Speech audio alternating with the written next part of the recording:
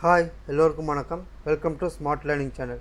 இன்றைக்கி நம்ம பார்க்க போகிற டாபிக் 11th ஸ்டாண்டர்ட் பயாலஜியில் 3rd chapter part-1 plant kingdom. In this chapter we are going to study algae, bryophytes, pterophytes, gymnosperm, angiosperm.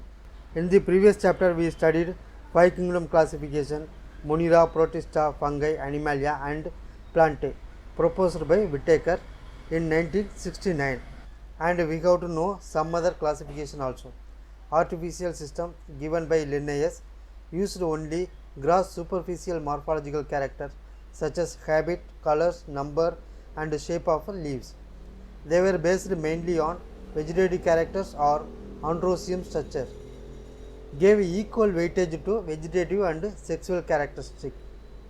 Okay, then natural classification system given by George Bentham and Joseph Dalton Hooker, based on natural affinity, not only the external feature but also internal feature like ultrastructure, anatomy, embryology and phytochemistry.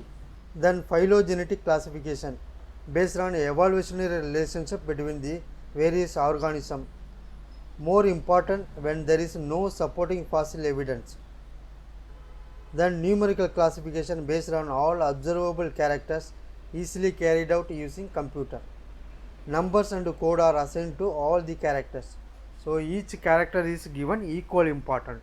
Then cytotaxonomy based on cytological information like chromosome number, structure, behavior. Then hemotaxonomy based on chemical constituent of the plant.